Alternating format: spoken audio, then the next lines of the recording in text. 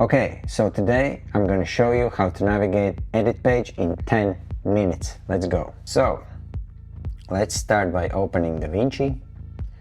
You can right click, new project, new.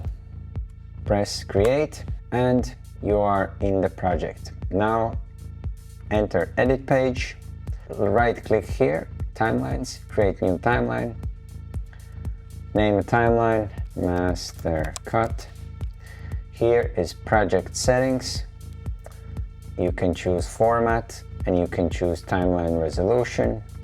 You can have 4K here, full HD is here, your frame rate is here, 25. Okay, press create and you got your timeline and you got your media pool. Second thing is you need to import your footage. So to do that is you right click in this field, you go to import media, you find your media, press open. Now all your media is here.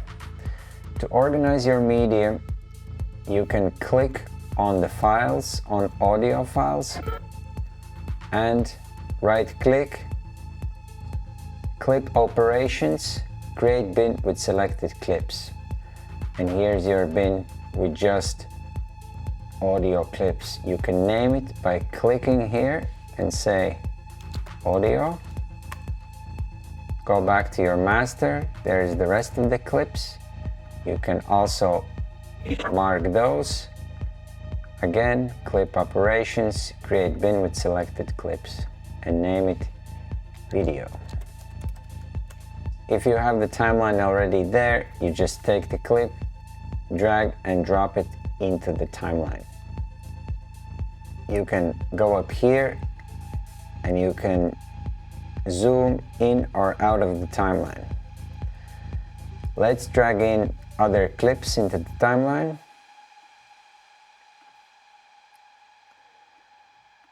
You can drag these clips into the track 1, and this is your track 1, and this is your audio track. You can also change the name here, and you can also change the video name here. Click on your clip and you can pull it up and it will go to video 2 and audio 2 track. And this is how you can start layering clips. So watching, you can layer clips, and this one can go underneath this, so you can create J cuts and L cuts.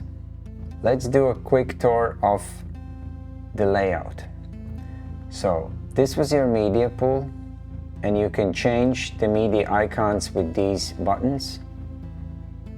This one gives you more view. This one just gives you square thumbnail views, and this one gives you a list view.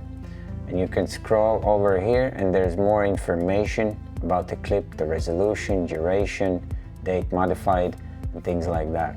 You can also search for your bins here.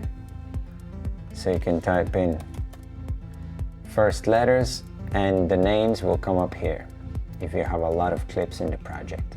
This will give you different types of ways to find your clips. So this is your viewer. Here you can see everything that is played on the timeline. This is obviously your timeline. And this is your toolbar. You got arrow, you got trim mode here, which means you can slip and roll your clips when it's enabled. This is your blade tool. You go over your clips and by clicking them you will cut them.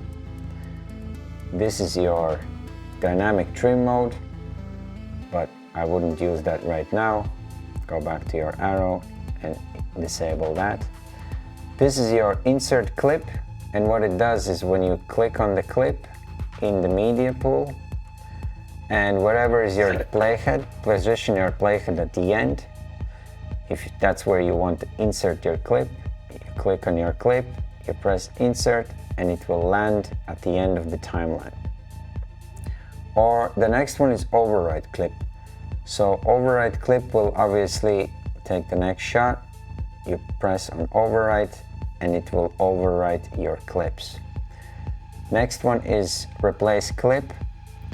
So for instance, if this clip has transformation settings like zoom,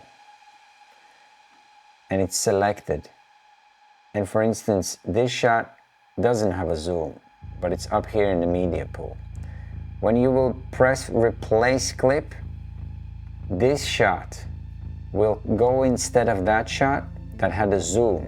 And see, this shot also has a zoom now. So replace clip means whichever clip you have selected in the timeline, those settings in that clip, the new clip will take those settings. So it will replace it perfectly. The length, the settings, everything. Next is position lock. Position lock is if you want to lock your timeline and you don't want anybody messing around with your clips. Let's press Command Z, press position lock, and now look, I'm trying to move my clips and I can't move them. Let's undo that. Now, this link selection button, in case you undo that, in case you want to move clips in separately from audio and video. Here you can see +10, -10, that means shows the seconds that are unsynced.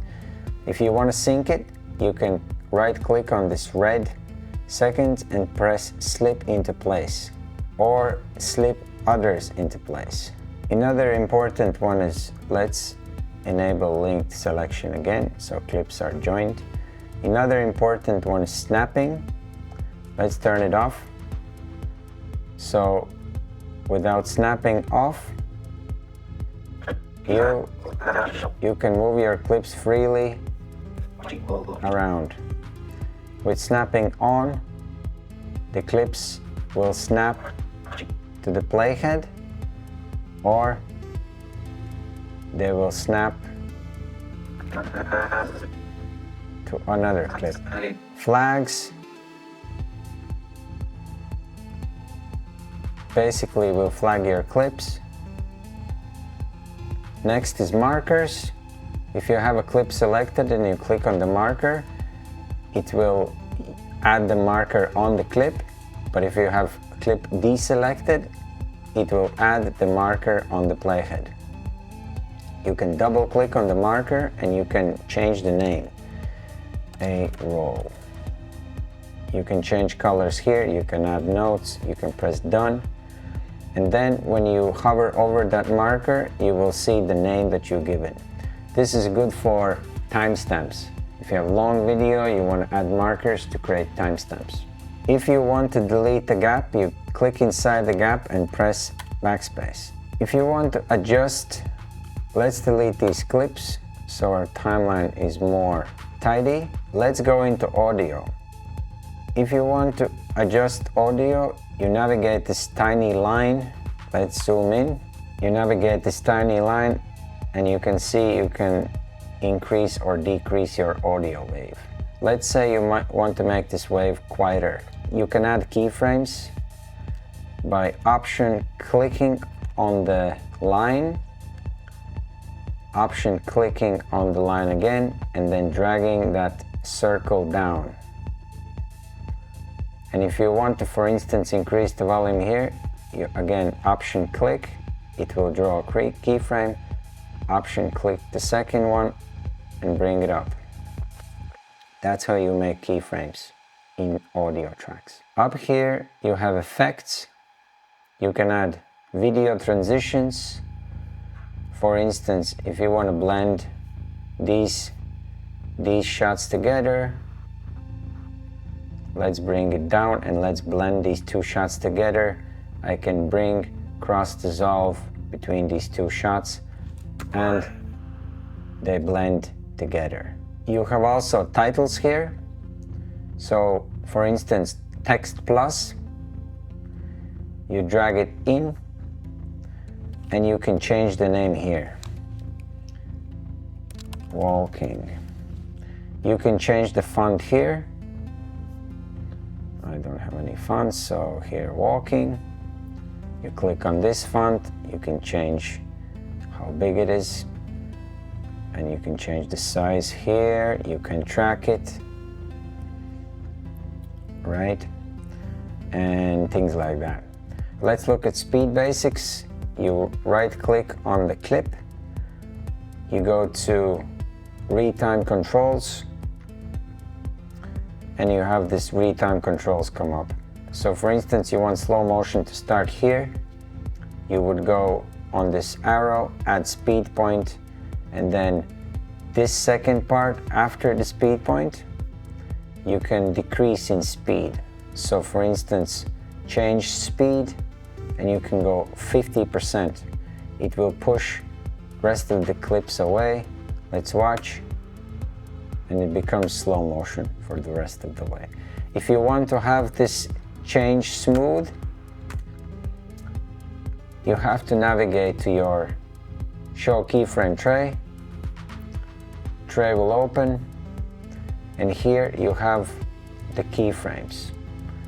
You want to click on your keyframe curves, then you want to click on this little Retime speed button, and you want to add ease in and ease out. And watch, it changed into a smooth curve. Now let's watch.